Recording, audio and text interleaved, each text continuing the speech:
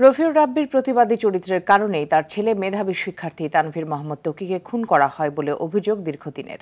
বাসা ভাড়া বৃদ্ধি, রেলওয়ের জমি দখল এবং ২০১১ সালে নারায়ণগঞ্জ সিটি কর্পোরেশন নির্বাচন সহ বিভিন্ন বিষয়ে জনতার পক্ষে জোরালো অবস্থান নেয় তার উপর ক্ষিপ্ত ছিল প্রভাবশালী ওসমান পরিবার। অভিযোগ রয়েছে, সাবেক প্রধানমন্ত্রী শেখ হাসিনাকে দিয়ে মামলার বিচার কার্য বন্ধ করে রেখেছে আলোচিত সমালোচিত ওসমানরা। নারায়ণগঞ্জ থেকে আনোয়ার হাসানের পাঠানো তথ্যচিত্রে আরও জানাচ্ছেন জুবায়ের রাজিন। ২০১৩ সালের ৬ মার্চ নারায়ণগঞ্জের সুধিজন পাঠাগারে বই পড়তে গিয়ে নিখোঁজ হন তানভীর মোহাম্মদ ত্বকী। ২ দিন পর শীতলক্ষ্যা নদী থেকে মরদেহ উদ্ধার করে পুলিশ। প্রশ্ন ওঠে, কারা কেড়ে নিল বাল্যকাল পেরোনো এই কিশোরের জীবন? উত্তর মেলে মাত্র ৮ মাসেই। ওই বছরের ১২ নভেম্বর সাবেক সংসদ সদস্য নাসিম ওসমানের ছেলে আজমেরী ওসমানের সহযোগী সুলতান শওকত ভ্রমর আদালতে স্বীকারোক্তিমূলক জবানবন্দিতে বলেন, আজমেরী ওসমানের নেতৃত্বে ত্বকীকে অপহরণের পর হত্যা করা হয়েছে।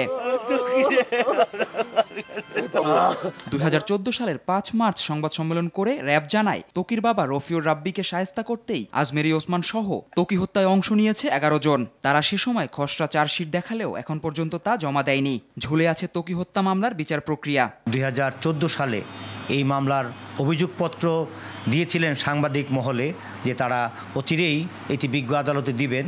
এর পরবর্তীতে এটি হঠাৎ করে বন্ধ হয়ে যায়। তো সেই অভিযোগপত্র সুন্দর আকারে এবং ন্যায়সঙ্গতভাবে তারা বিজ্ঞ আদালতে সাবমিট করবেন, এটি আমি প্রত্যাশা রাখি।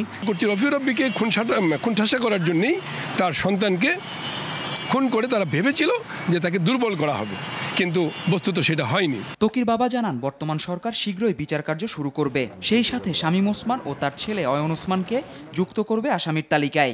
এই হত্যাটা সংগঠিত হয়েছে শামীম ওসমানের নির্দেশে এবং এই হত্যার সাথে তার ছেলে অয়ন ওসমান, আজমেরী ওসমান এবং এই তার আরও বাহিনী যারা রয়েছে তারা এর সাথে জড়িত রয়েছে। শেখ হাসিনার নির্দেশে যেমনি ত্বকী হত্যার বিচার বন্ধ হয়েছিল, এখন যারা রাষ্ট্র ক্ষমতায় তারা নির্দেশ দিয়ে এই হত্যাকাণ্ডের সুবিচার নিশ্চিত করবে, এইটি আমরা চাচ্ছি। ত্বকী হত্যার ১১ বছরে ৭০ বার তারিখ পেছানোর পরও আদালতে অভিযোগপত্র দাখিল করতে পারেনি মামলার তদন্তকারী সংস্থা র‍্যাব ১১। জুবায়ের রাজিন, RTV।